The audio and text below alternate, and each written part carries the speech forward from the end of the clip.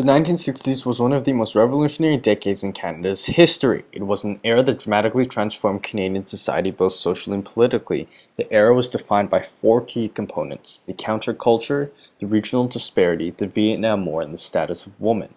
The radical social, political, and cultural changes sparked by Canada's youth dramatically altered Canadian society in the 1960s.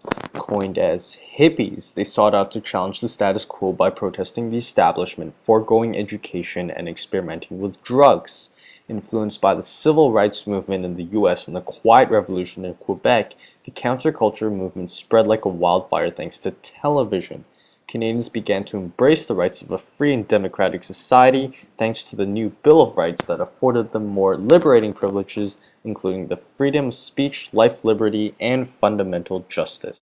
In 1963, the Royal Commission of the Status of Women identified several of the injustices suffered by women in Canada. These included unequal pay, limited job opportunities, physical and sexual abuse, and an overall regard as inferior.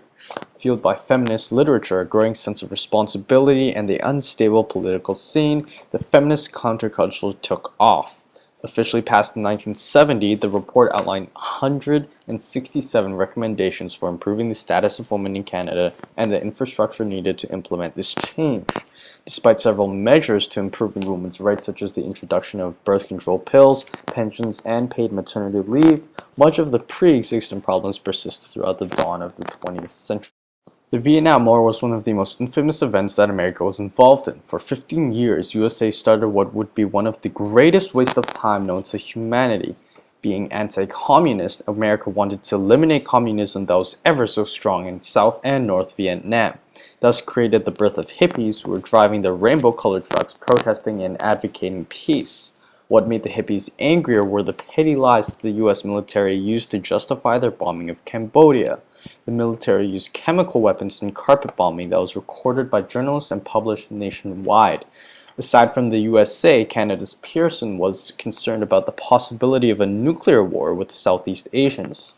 But more than that, Canadians were, for whatever reason, wanting to join the Americans, though it was very unpopular in both nations. Canada by then was pregnant with nationalism.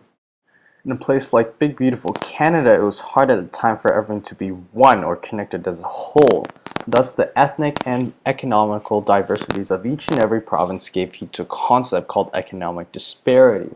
Because the natural resources of every province was in the power of the province itself, the federal government had a bloody hard time helping their country develop on an equivocal pace. The most notable impact was that of the income transfers among the different provinces. To conclude, much of what Canada is today, our culture, ideas, and freedoms we enjoy, was greatly influenced by the radical events that took place in the 1960s.